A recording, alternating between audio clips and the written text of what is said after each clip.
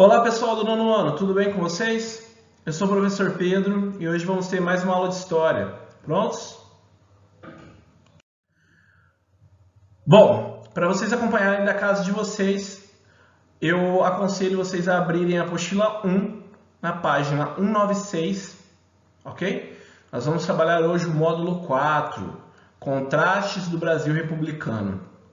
Vamos fazer uma atividade de abertura de módulo, ok? Abriram? Então vamos lá. Observem as imagens a seguir. Todas são do período da Primeira República. Então vou passar todas as imagens com vocês antes. Observem aqui ao lado, né? É um anúncio da loja Au Bon Marché, uma loja em Manaus, em 1910. Parecem ser roupas luxuosas, né? A segunda imagem é de um jornal, o Malho, né? Um periódico, nos confins do Brasil. É uma imagem dos seringueiros no Acre, no ano de 1911. Né? Então, primeiro tivemos uma imagem de Manaus, agora uma imagem do Acre. Observem essa terceira imagem. São mulheres em um dos bares de uma exposição comemorativa na cidade do Rio de Janeiro, no ano de 1908. Então, percebam como estavam vestidas essas mulheres nesse bar, no ano de 1908, então. Próxima imagem. E na quarta imagem, percebam, temos um cortiço da cidade do Rio de Janeiro em 1904, né? Um cortiço, uma habitações em que viviam muitas pessoas, muitas famílias, né? E muita gente em pouco espaço e com pouca condição de higiene, tá? Agora vamos para a atividade depois dessas quatro imagens. Você já pensou nisso? Estabeleça uma relação entre esse conjunto de imagens e o título deste módulo, sobre contrastes, né, as diferenças. Né? Na sua opinião, existe alguma relação entre o coronelismo e o domínio das oligarquias na Primeira República? O que as imagens informam? Bom, duas das imagens registram mulheres vestidas de forma elegante, né, no Rio de Janeiro e em Manaus. Mulheres com roupas que eram mais comuns na época para cidades frias, né, como cidades europeias. Para cidades como Manaus e Rio de Janeiro, cidades quentes, né, eram roupas até que soavam um pouco estranho para nós, né, que estamos vendo agora. Soa um pouco estranho. Mas por que será que elas usavam aquelas roupas na época? Outras duas imagens mostram pessoas mais pobres, né, como vocês perceberam também, né, no Acre e no Rio de Janeiro. O anúncio de um magazine, da loja em Manaus, que é voltado para mulheres ricas, de posses, né? No anúncio, inclusive, é possível verificar a influência francesa no estabelecimento. O nome do estabelecimento é um nome francês. Nas demais imagens, feitas no Acre e no Rio de Janeiro, observa-se então seringueiros com vestimentas simples, né?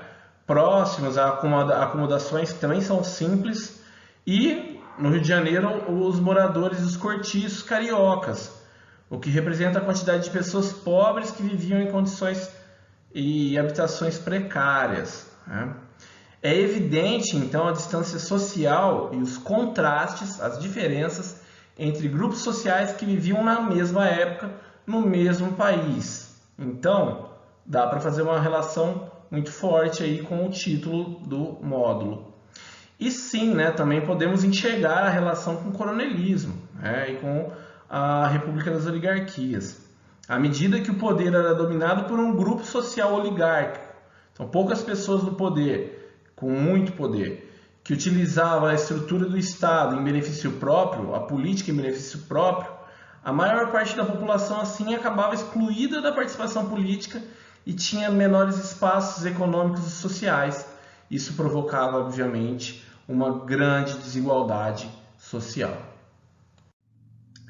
Nas aulas anteriores, vimos que o final do século XIX foi marcado pela enorme euforia das elites europeias com relação às novas tecnologias, à civilização, ao progresso, à modernidade, né? Esse período ficou conhecido como Belle Époque, Bela Época, né, em francês, e durou de 1870 até o início da Primeira Guerra Mundial, em 1914, né, como vocês podem ver aqui acima. Então, esse é o período da Belle Époque europeia, né, que nós vimos anteriormente. No Brasil, um processo semelhante de modernização e crença no progresso se iniciou logo após a proclamação da República. Assim, o período que fica, né, que é compreendido entre 1889 e 1914, também período da guerra, ficou conhecido como a Belle Époque brasileira, ok? Quando os representantes dos cafeicultores assumiram o governo republicano, eles procuraram adequar a capital federal, né? Onde que era a capital federal nesse período? Rio de Janeiro, certo? Eles queriam adequar o Rio de Janeiro aos padrões das grandes cidades europeias, construindo novos edifícios, embelezando a cidade e impondo aos moradores um novo estilo de vida. A ideia era copiar essas cidades, né, europeias e varrer, dessa forma, qualquer resquício do governo imperial, né? Então, apagar a imagem do governo anterior, da monarquia de Dom Pedro, né?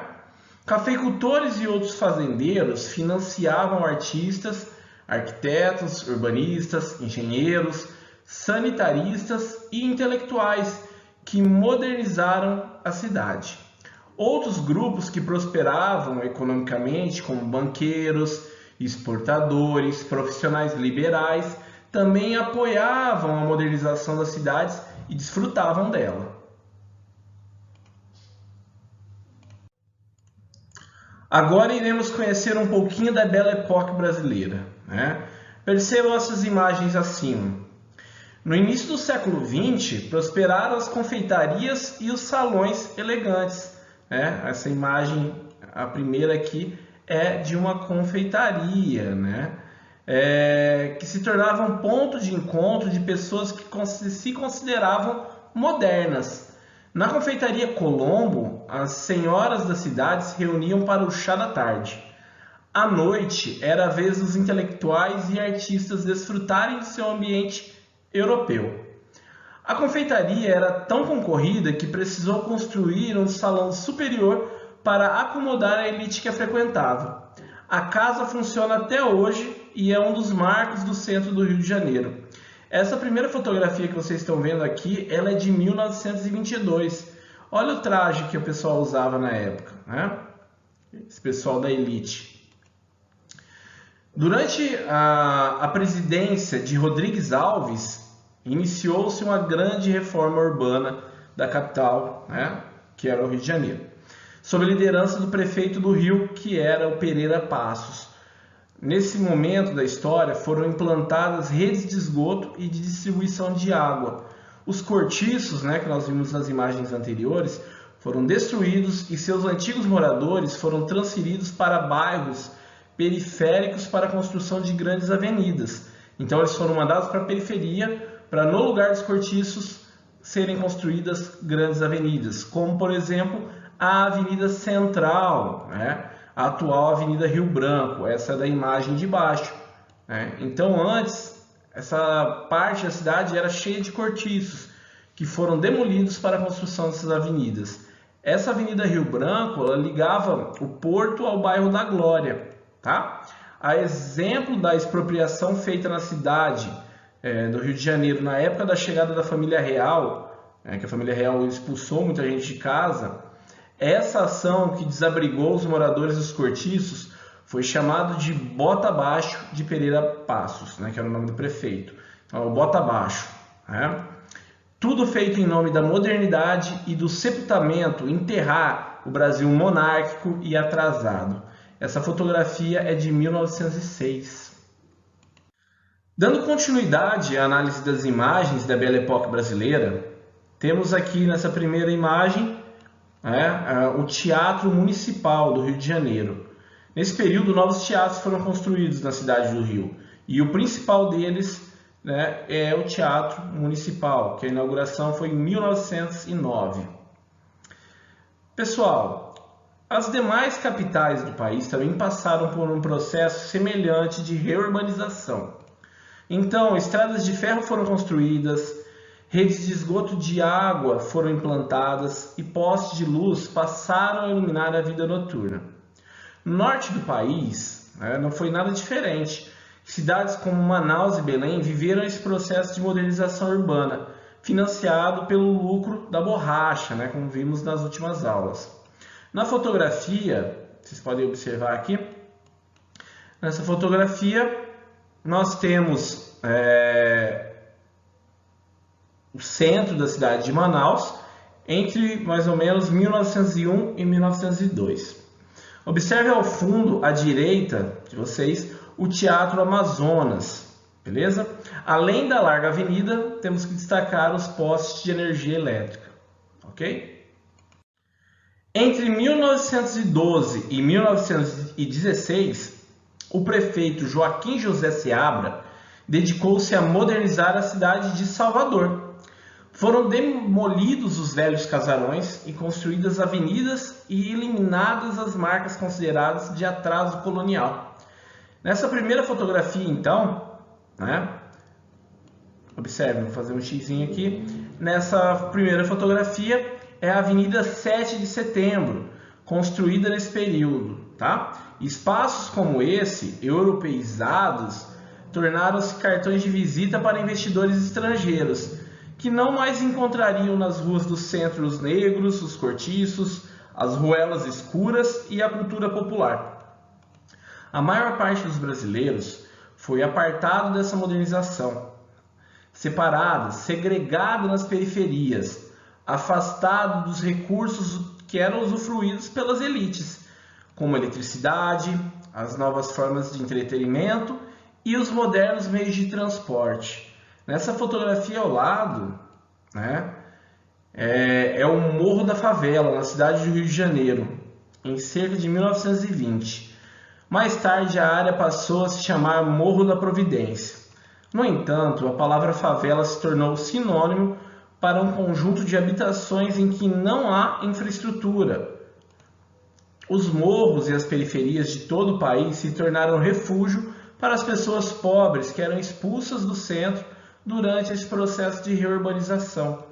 Então, teve todo esse processo de embelezamento do centro e as pessoas acabaram expulsas para as margens do progresso, se tornaram marginais, né, nesse sentido. Passaram a viver nas periferias, esquecidos pelo governo, esquecidos pelo Estado, ok? Quem passou a usufruir de rede de esgoto, água, energia elétrica, eram apenas os que viviam próximos ao centro, ok? Que eram membros da elite. Estamos chegando ao fim de mais uma aula, né, pessoal? Vocês viram então algumas imagens que caracterizam esse processo de modernização do Brasil, né, no início do século XX, certo? Pessoal, aqui ao lado uma das imagens, né, que representam bem esse período, a instalação de bonde elétrico, né, um novo meio de transporte para a época, um elemento então modernizador que geralmente estava presente nas capitais. Era uma ideia, né, de afastar a imagem de atraso do Brasil imperial. Bom, pessoal, na aula de hoje vocês conheceram as contradições do projeto republicano do Brasil. Também aprendemos a relacionar a configuração do espaço urbano do Rio de Janeiro às estruturas políticas e sociais da Primeira República. Ok? Pessoal, espero que tenham gostado da aula de hoje. Assim está meu contato caso tenham dúvidas. Bons estudos, muito obrigado e até a nossa próxima aula.